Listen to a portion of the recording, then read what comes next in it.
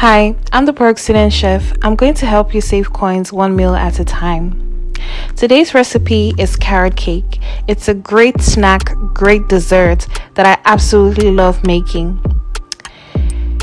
Now, let's get into this recipe, you guys. You're going to need a lot of carrots. Don't be afraid to grate your carrots by yourself. And if you don't trust yourself to grate your carrots properly, you can just buy pre-grated carrots from the supermarket.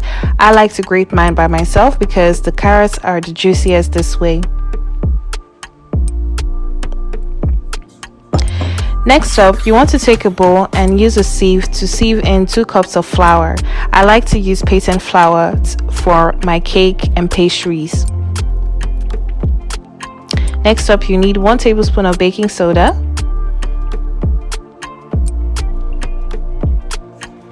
1 teaspoon of salt, and lots of cinnamon. Now,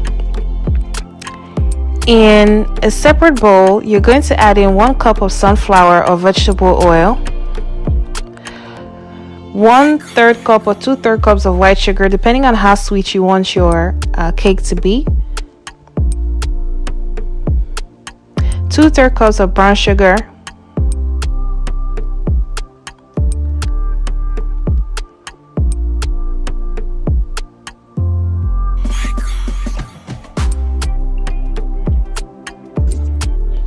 two teaspoons of vanilla extract,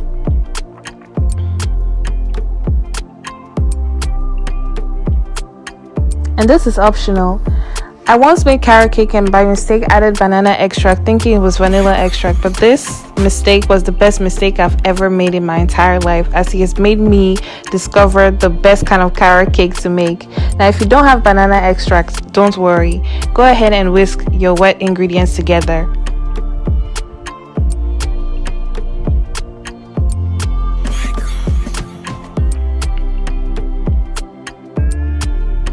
Now add in 4 eggs. While you're adding your eggs, you want to add them one by one and mix them together with the wet ingredients. By the time you get to your 4th egg, this is what your mixture should look like.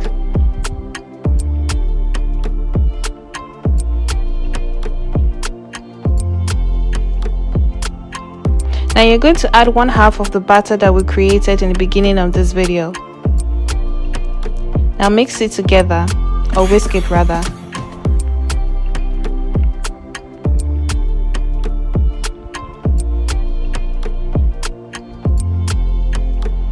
Now add in the second half and whisk all of it together once again. Now you can decide to add in a little bit of oil. I just do that for my own preference, but it's not necessary for you to do this step.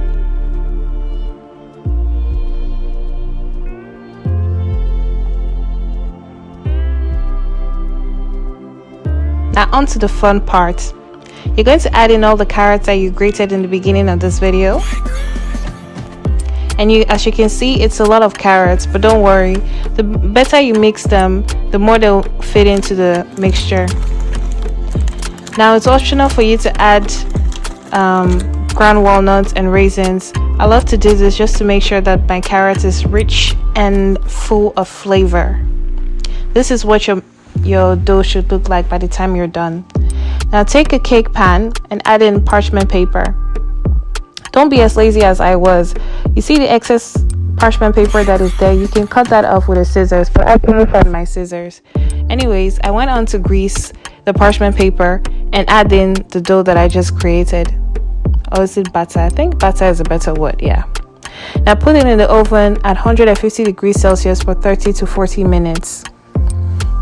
Now that you're here and your cake is baking, it will be a great time for you to subscribe to my YouTube channel and click the notification button so you can get to know when I post videos, and visit my blog brookstudentchef.com. Your cake must be ready by now,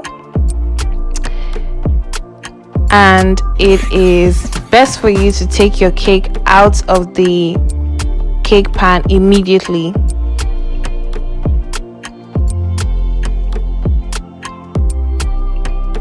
Allow it to cool off.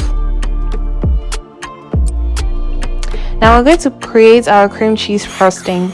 Cream cheese frosting is really up to you depending on how you love your cream cheese frosting to be or to taste like. For this, you would need 200 grams of cream cheese, 50 grams of butter, 2 tablespoons of icing sugar or less, or no sugar at all if you like your carrot cake to not have sugar. Then you can add vanilla extract, few drops of lemon juice, and go ahead to whisk it all together. I like to use an electric mixer when creating cheese frosting because it's a very long process to get this consistency. But if you don't have an electric mixer, don't worry, just use the normal hand whisk. And now you can go ahead and add in some whipping cream.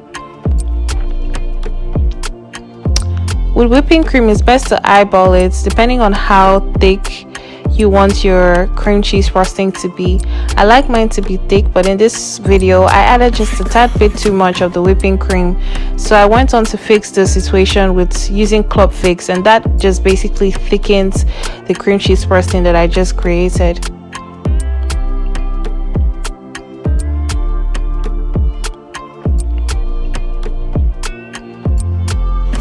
Now, because my cake is a rectangle, or is it a square? I think it's more of a square.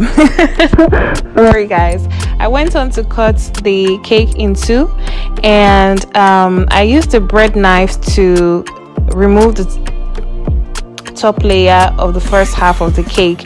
This is to ensure I can put the second half of the cake on it and it doesn't slide.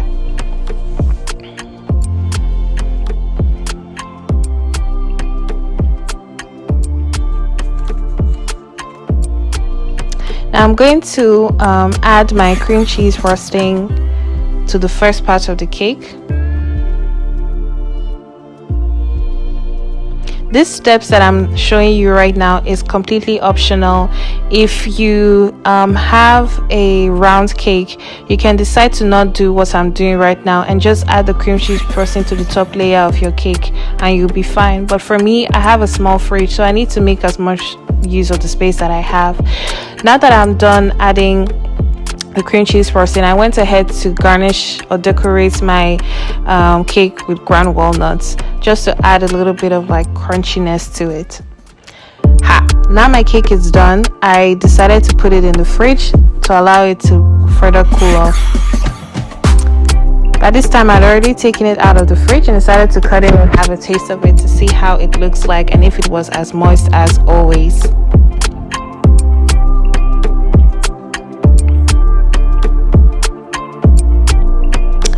For now, it's the time for the big reveal. And guys, this cake was sweet, moist, delicious, and awesome. Thank you for watching this video. Please make sure that you thumbs up and you share this video with your friends, and I'll see you guys in my next one. Bye.